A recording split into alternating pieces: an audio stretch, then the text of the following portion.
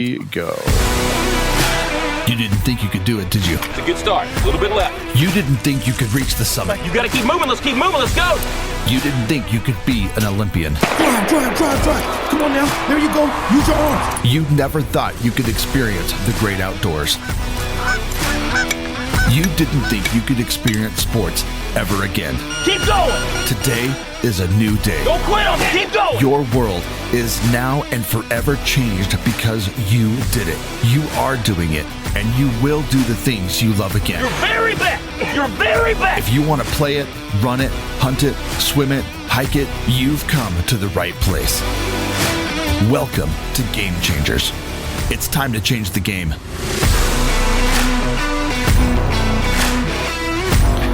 That is right. We are changing the game on a daily basis, a weekly basis, a monthly basis, and a yearly basis. And boy, we're going to be talking all about bases today. And it's going to be a very interesting conversation because I have a good friend of mine, Don Wardlow, who's going to be on the show. And he's just not any, sort of run-of-the-mill person. Don is the first blind commentary announcer in professional baseball. I can't even imagine calling a game without being able to see it.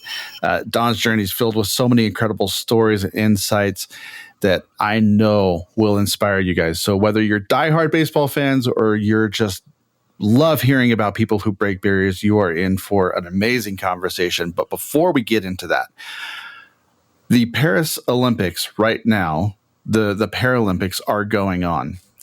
And there are stories after stories after stories that are going to be coming out about triumph and glory and these amazing things that, we hear the athletes in the, Paris Olympics that, that everybody kind of absorbs.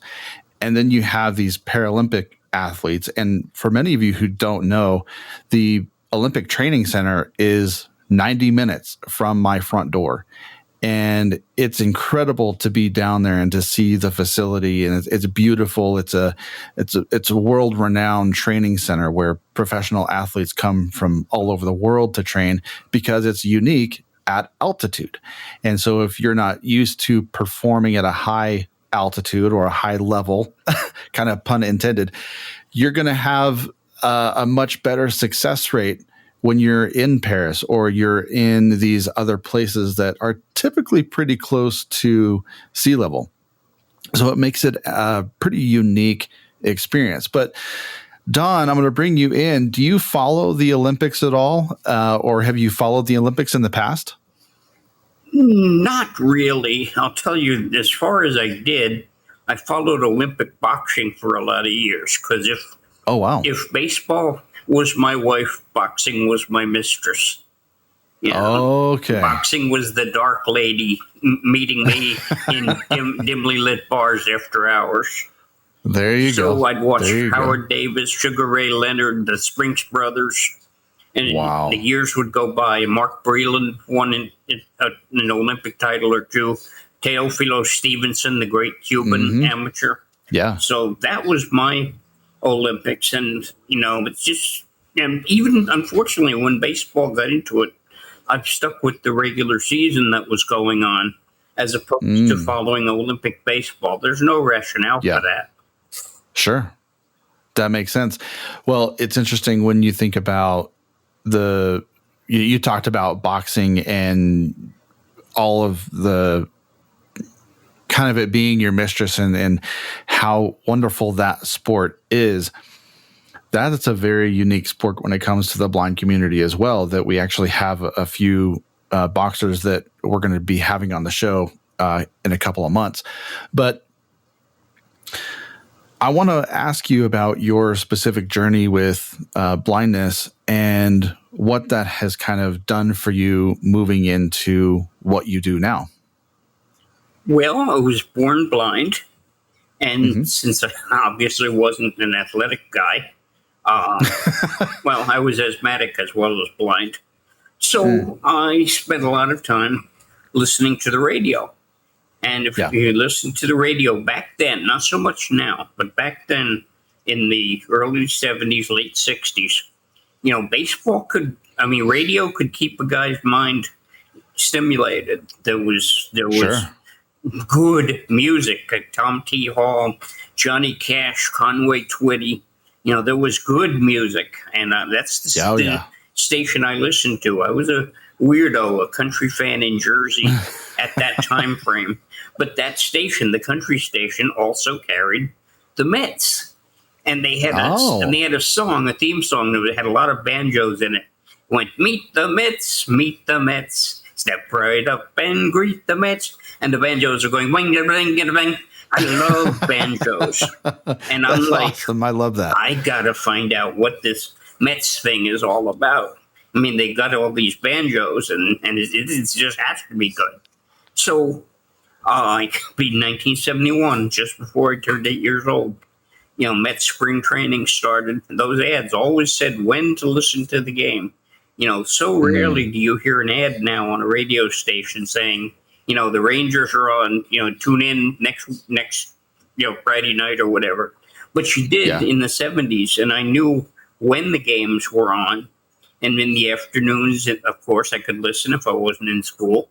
And at night, I could listen up until a certain hour when Mom said, that's that. You've had it. And I really, caught the fever and caught it bad for baseball. And Bob Murphy was the big part of that. Oh, yes. He was the Mets broadcaster from 1962 until 2003. And I caught it in 71 listening to him. And he taught me the game at long distance, if you will. And once my grandpa discovered that I had found out about baseball, well, Grandpa just, he took the bit in his teeth, and he taught me about baseball at close range.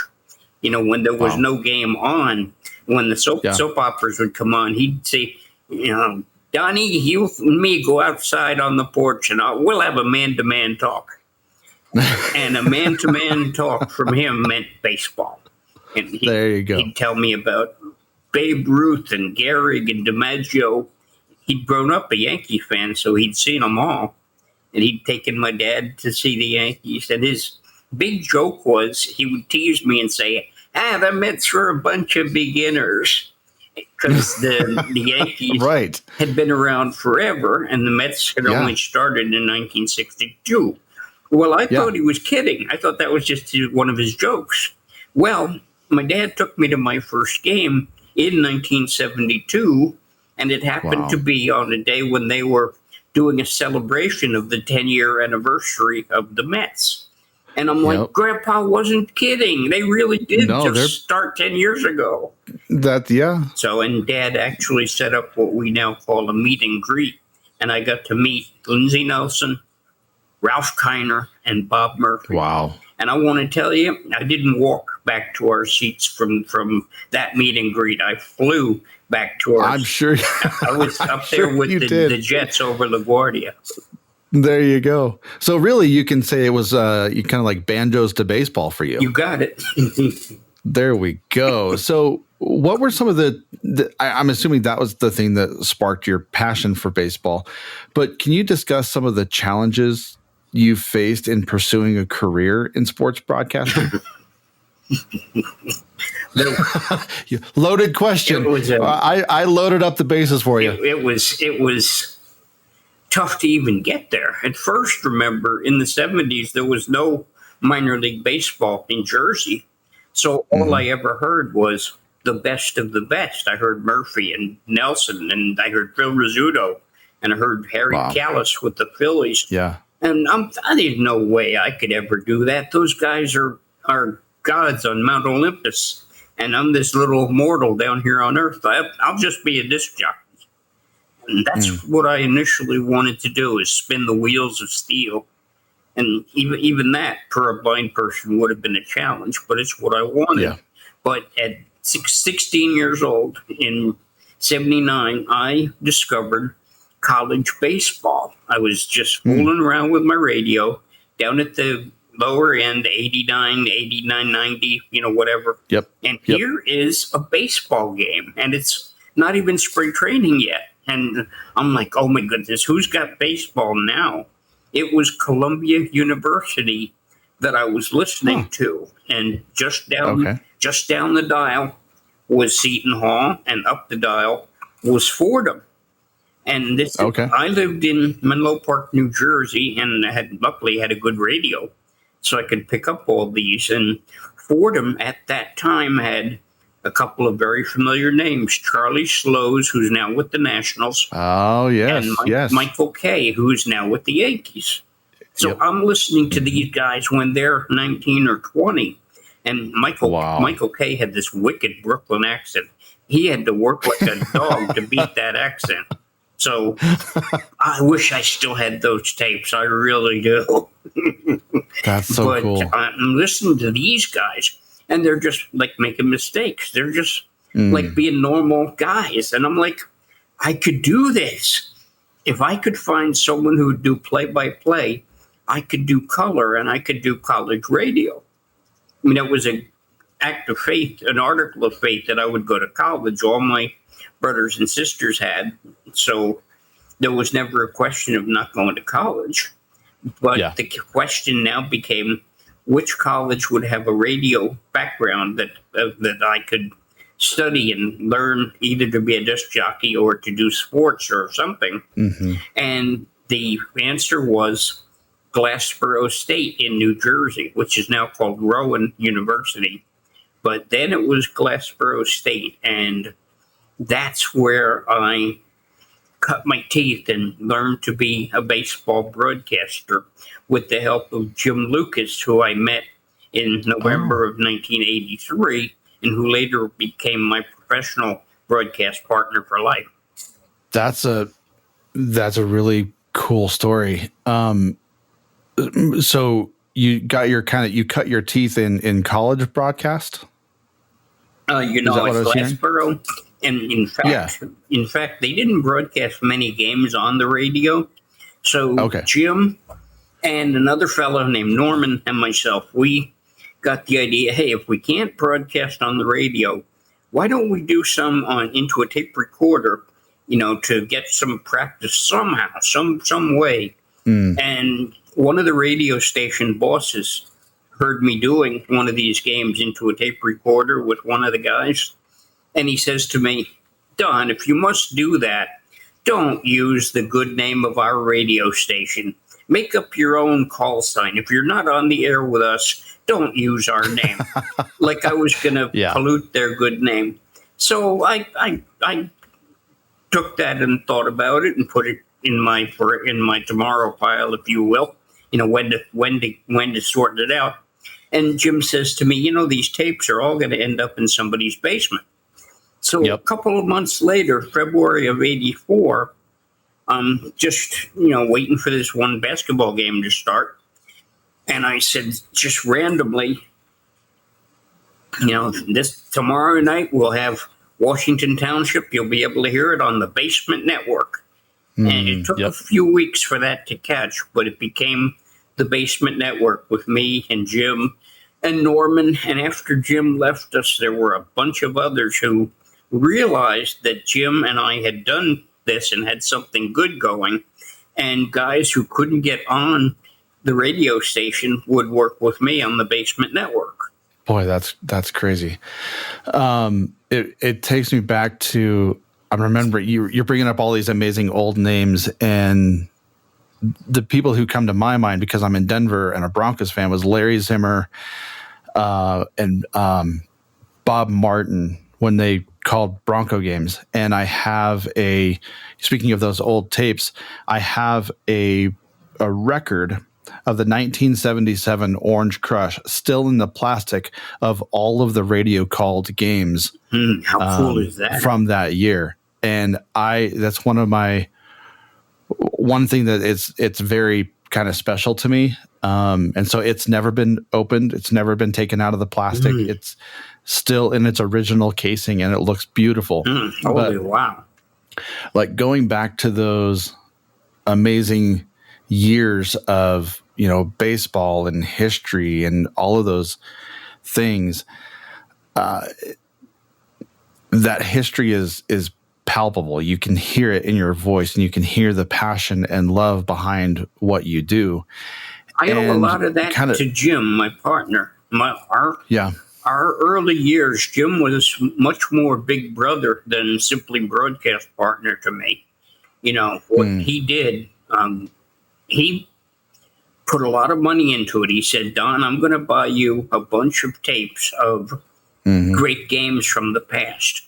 And he says, you can't afford it, and you know it. And he said, the only way I'll keep doing this is if you promise to not only listen to this, but study these games, listen to what these great men did, listen to, and try to incorporate some of that into your broadcast. You have to promise that, or I'm going to stop doing it.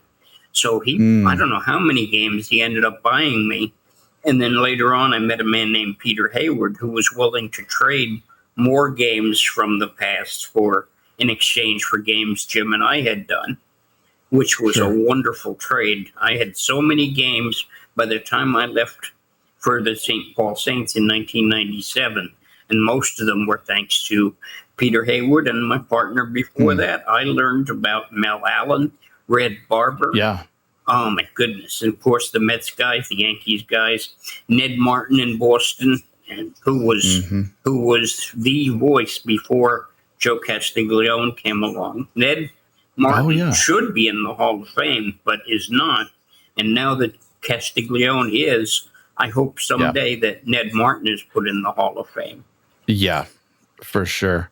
Well, let's stay here for a second, because I want to talk to you about your life kind of behind the mic and really the art of calling a game from somebody who is blind. Can you tell me about your approach to either the color commentary and, on the occasion, the play-by-play announcing without sight? Oh, this took a while to develop. We had to figure out which was going to be my lane and which was going to be Jim's lane, and try not to tread on each other's territory. And we couldn't do that. We couldn't do that in year one, and we began to learn to do that in year two. And by the end of year 12, we really had it solid, who was going to do what. And the formula was Jim was going to do anything that involved seeing, anything I absolutely couldn't do, which meant describing the field, describing the alignment of the players, and doing the actual play-by-play. Meantime, behind the scenes, before we ever turned on a mic, I would have interviews that I had done, and I would have brailled the notes from these interviews, mostly from our players. In later years, I would be able to interview some of the opposition. Not many, but some. But I'd have these braille notes, and I would work in both the stats for what's going on now and something I had picked up from one of the interviews, or something I'd gotten from the media guide from the other team. And here again, by year two, we discovered there were these wonderful things called media guides, and Jim would pound these into me, and I would braille them, and it was a ton of work, but was it worth it? Oh goodness, yes. Later on, when my wife would be the one asked to read the stats, sometimes she wouldn't want to, and I'd say to her, if you send me in without the stats, that's like the Lone Ranger going into a town without his gun. Without Tonto. Without his gun. Yeah. I don't have my weapon. That's right. Yeah, without his gun. The stats were my weapon. Jim was my Tonto. Sure. But I needed my stats. I needed my interviews. And I had them all in Braille on my lap. And as a kid, announcer, it was maybe 10 pages. By the end of my career, maybe it was 50 pages. And the one time we did a cup of coffee in the major leagues, I'm talking about 200 pages of Braille notes in my lap. Good grief. 11 by 11, fully spaced, one side of each page. and it's about the Marlins and the Cubs for June 23rd, 1994. The one day Jim and I had a cup of coffee in the bigs. We did 3 half innings, and in those Nice. 3 half innings, they were all 1, 2, 3, by the way. We couldn't get lucky and get a 5-run 9th inning like the Marlins got last night. But we got our chance, and I met Tony Perez, who would later be elected to the Hall of Fame. And I can say, for one day, for a cup of coffee, I was in the major leagues. Wow. So I want you to share with me, as I'm sure all of these memories and moments of amazing games are flooding back to you. Is there a moment or a game that really stands out in your entire career of doing this? 1998, Northern League. Northern League. I'm with St. Paul, and our opponent is Thunder Bay Whiskey Jacks. And Thunder Bay is a town in Canada. And Whiskey Jacks, unfortunately, are not bootleggers. I hope they were, but a Whiskey Jack is actually a Canadian Blue Jay. So it's us against the Thunder Bay Whiskey Jacks. It's the Eastern Division final. It's Game 5. The winner is going to go up against Fargo. And Fargo is so much better than both of us that we both know, Jim and I both know, the winner is going to get slaughtered. But we couldn't let that out on the air. And this also didn't get out on the air. I was very secretly, in the depths of my secret heart, hoping we would lose because my wife was very sick at the time, and I wanted to stay home and nurse her and be at her side. But again, you can't air that when it's going on. So it's Game 5, tied 1-1, bottom half of the 9th inning. Up to the plate, our best player, Matt Noakes, used to be a Yankee catcher back then, but now a DH. It's if I remember, a ball and 2 strikes, and he launched one into the middle of next week. So we got us a winner. So we ended up playing Fargo and getting slaughtered. But that game, against Thunder Bay, Jim and I have talked about it a lot over the years, and we figured that was as good a game as we ever did. We were both dealing, as pitchers say, when they're really throwing everything and it's going right where they want it. They say they're dealing. Yeah. And we were dealing that night, and we got a tremendous game. It was a very quick game, maybe not even 2 hours, and it was a walk-off home run from Matt Noakes. What was the final score? 2-1. 2-1. There you go. Exciting a game as you can imagine. It doesn't have to be 10-9, although I enjoy those. Yeah, they're fun. They can be fun. I've done a bunch of those. Yeah. Well, especially when you have a really good pitcher's duel going, and you have those low score games and everything is within, you hang one over the plate just by an inch and you could be taken for a ride. You got it. And that's what Noakes did. When you cut baseball that close, it becomes very exciting. And not many people can pay attention to the little nuances that it takes to play the game. But, when you're overcoming obstacles and you're trying to break these barriers, can you explain or explore really some of the specific challenges you faced, especially in this quote unquote visually driven, industry? Well, a lot of it was just getting in. First of all, I had to get through my public school years.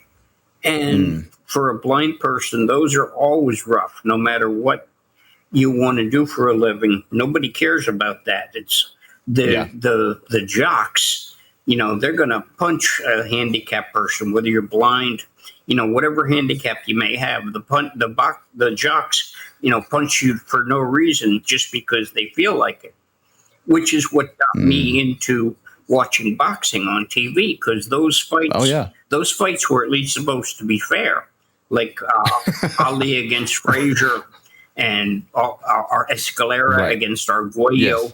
those were fair fights, and those fights I loved watching. Yeah. Howard Cosell was the best ever. And it made up for, me getting knocked around the way I did. And my public school grades weren't anything special.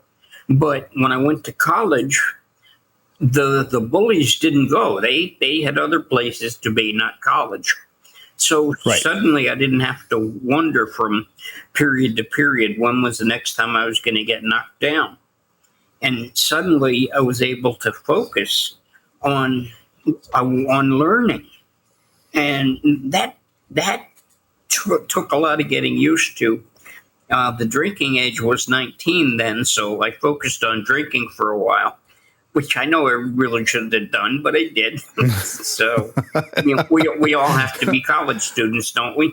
That's right. And then when I was 21, I met this girl, and I focused on her for quite a while. But in spite of that, I got out of college with a good enough number to get by. And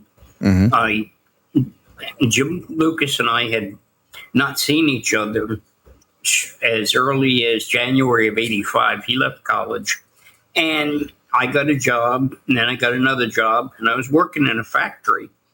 And it's July of '89, well, June actually, and Jim calls me from out of no place at all. Don't know where he got my number. And he said, "Hey, what do you think about, going to a Yankee game?" And I'm like, "What do I think about going to a Yankee game? This is me you're talking to." So I said, "When do we start?"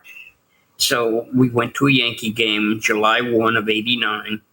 And Jim says, that was super. It's like we never stopped broadcasting games together. Like 4.5 years of separation never happened. So, but as to getting to with Jim, the radio station didn't want me at first. Sure. They made a lot of noise about a blind person not being able to do radio, and about how I couldn't do it until I got a broadcasting license, which was necessary then. And just to make it difficult, the guy who was in charge of my broadcasting class, he found this one guy who I really didn't get along with, who I knew didn't want me on the radio station. And he made that guy proctor my licensing exam. He was trying to psych me out and see if I was going to, fall apart because I was being examined by a guy who I didn't care for. I aced the exam, and I got there you go. Got my broadcasting license, and the girl I was seeing then threw a heck of a party for me. And that was so wonderful. Oh, and so now that means I got a license so I can get on the air. But where am I going to find a play-by-play partner? There was a list of 17 names, and I'd gone through the first 16 of them, and number 17 was Jim Lucas. And it wasn't because he had the least talent. He was number 17 on the list because I couldn't find him. I left messages here, there, and everywhere for Jim Lucas, to contact me and how to do so. And so I'm doing a scoreboard show, which was all I was allowed to do once I got my license. I could do a 5-minute scoreboard show once a week. I was Tuesday nights at 8 o'clock. And I would always have the most up-to-date scores I could locate, who was playing each other that night.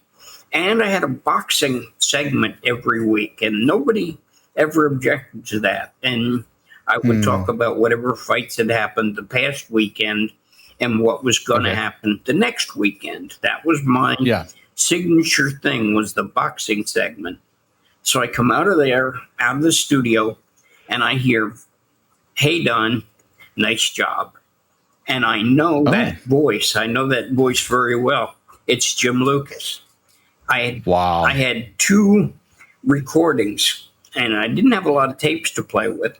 So those 2 recordings were both Jim Lucas, and I had played them repetitiously. And I'm amazed I didn't, break the tapes. They're still here, transmitted into MP3 now. But and I said, "You're Jim Lucas." And so he obviously stepped back several feet. Even though he had a disc jockey show, he later told me he wasn't used to being recognized. And I said, "You're somebody I've been wanting to talk to. If you got time, I want you to come back to my dorm room and talk about something very important." Well, he had some time, luckily, and we went back to my dorm. And we got in the dorm, and he says, "Hey, I used to live here as a freshman." And we turned down the hallway. He said, "I used to live down this hallway." We parked in front of my room, 122. And he says, "I used to live in this room." And he carved his initials. I don't remember where. And I said to him, "Well, that explains where all the empty pizza boxes and beer cans came from." So we went in there, and I said to him, "Would you do baseball with a blind man?" And he thought about it only for a few seconds, to his credit. And he said, "Yes, I would." And so I said, "Well, now we're into basketball now. It's November. There's not going to be baseball until March. But could we learn to do basketball first? And then we'd done a few games. They'd let us do baseball." And so he was down with that. And he went to the man who ran the radio station, the man who had done my exam.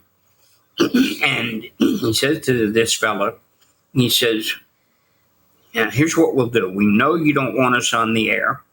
We will tape record the next upcoming home game. We will give you the tape, and we'll also give you a tape of what's going out on your radio station. If we are as bad or worse, then we won't bother you until next year. But if we're as good as what's going out on your airwaves, by your judgment, you can put us on the air." We did that, and somehow, as we were both doing our first games ever, and somehow they decided we were as good as what was going out on the radio, and the next home game, we were behind the microphones doing basketball. Wow.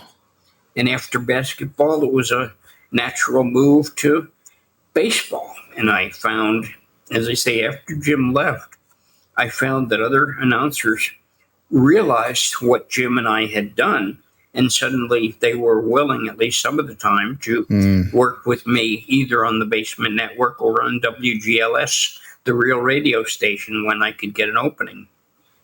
Wow. But most of the pushback was right at the beginning.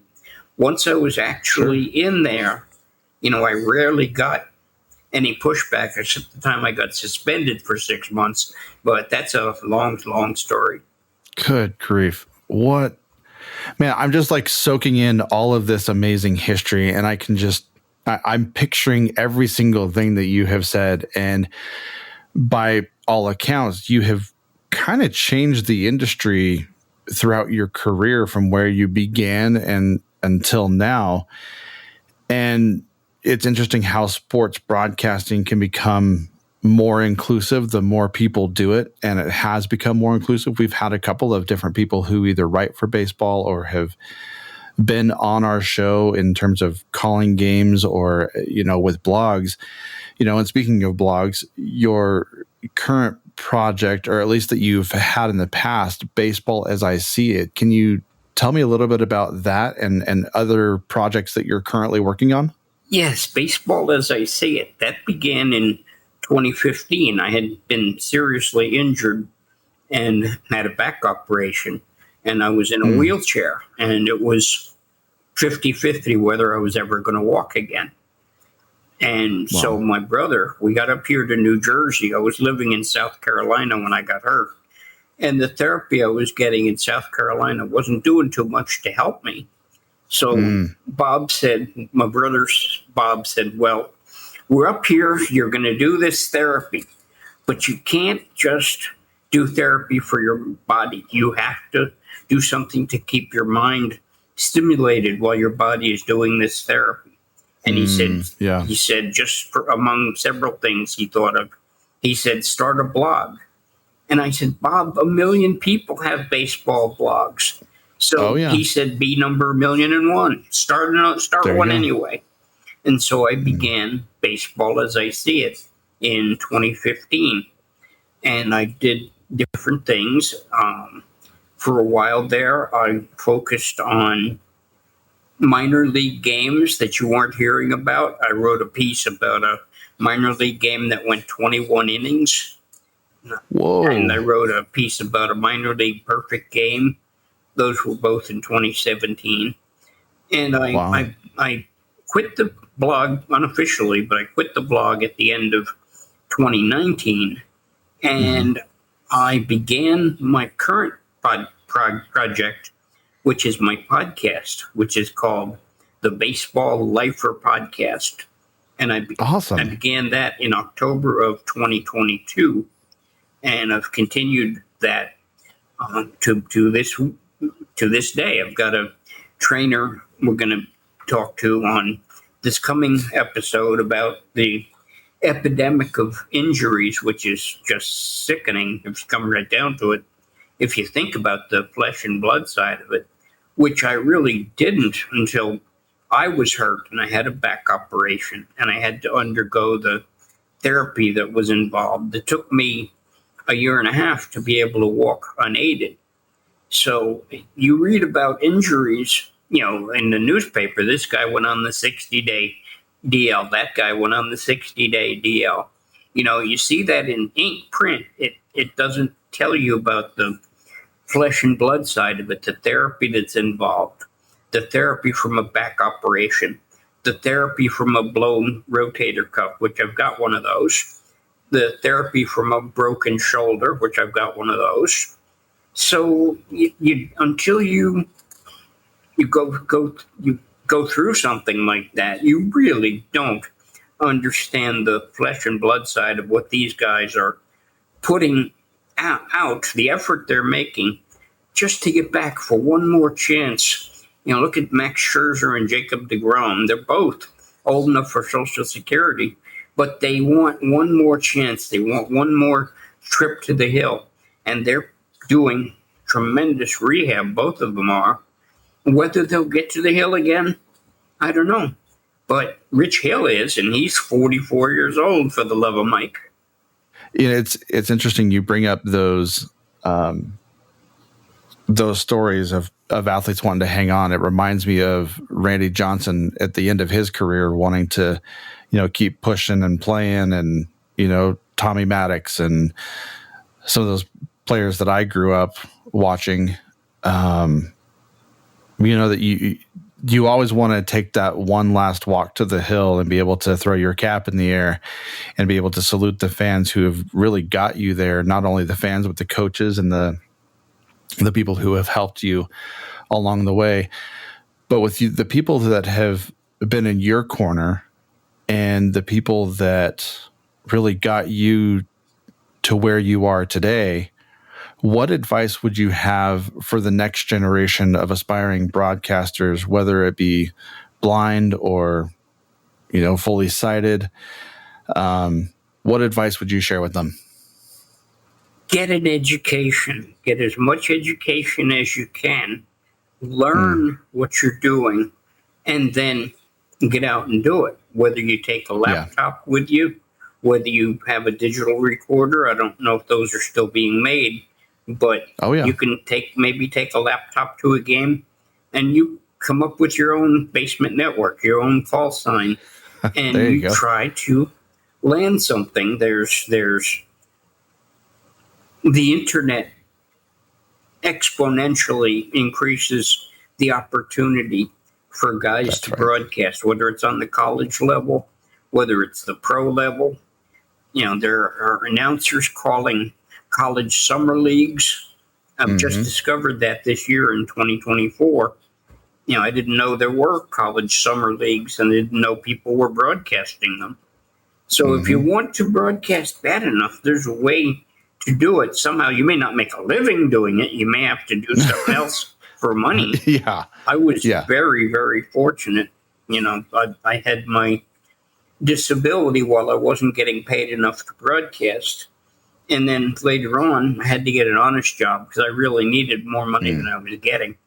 So I had to do that for a lot of years. And then I got hurt. So now it's just my disability. But if you want to learn, get all the education you can, and for your own sanity, assuming your family is not toxic, because some of them are, Right. stick with your family, and hopefully your family will stick with you.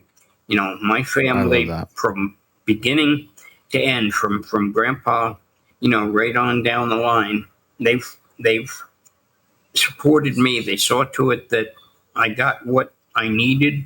And then when I was injured in South Carolina and not getting anywhere, they got me out of the South and got me back to New Jersey, where I live now, got me in better therapy, and got it to where I can walk again. Well, Don, this has been an absolute insanely wonderful conversation for me, and I hope it was for our listeners. And I always ask my guests at the end of the show, what are you doing now, or what is your charge to people to go out and change the game? Now, the one thing I've got is my podcast, the Baseball Lifer podcast. And it's really, the industry has changed around me, because it's really not all about radio anymore as it was in 1991 when I turned pro. Right. It's now mostly about the internet, because radio is falling apart. But you have to go with the flow, go with the changes that happen, as opposed to doing what I mostly do, which is, you know, rage at the changes that are happening. Yeah. Well, that was. I'm so thankful to have you on the show. I'm thankful to know you and the work that you've done with baseball, and I have to have you back on the show because I've got a list of 10 or 15 other questions that I still need to ask you. So we're going to do this again very soon. And let's do it. Let's get together around the World Series, and we'll have we'll throw one back and we'll talk some baseball. How about that? I'd love to discuss the World Series, and wish I knew, you know, who even had a serious shot, because this hockey style playoff system, it throws everything wide open. So who knows really who's going to face who? It's going to get crazy. I just know that the Rockies will not be in that. They just I just learned this statistic this morning that the Rockies are the first team in modern baseball history to blow 4 games with a lead of 4 points, 4 runs, and blow the game 4 times this year. Yeah, last night was the most recent one against the Marlins. Yep. And their one all-star is up in the booth, and his name is Kyle Seeloff. You know, there is hope in the announcing industry, and Kyle is one of the hopes, along with Jeff Arnold with the Orioles. And there are young announcers who are quite good, and they're very much worth listening to. You have to try and avoid being a cookie cutter announcer. That you don't want to be. If you're trying to learn, try to be different from what you're hearing on ESPN or Fox. Oh, I know. Yeah. Well, in any case, we're going to have you back, and we're going to talk baseball, and it's been an amazing time. And so, Don, I appreciate you taking time out. Go check out his podcast wherever you can get your podcasts. And, Don, I want to thank you so much again for coming on the show. And everybody out there, don't forget to make sure that you're checking out all of our After Sight podcasts. Thank you for listening to Game Changers. And Don, thank you for changing the game. We'll see you next week.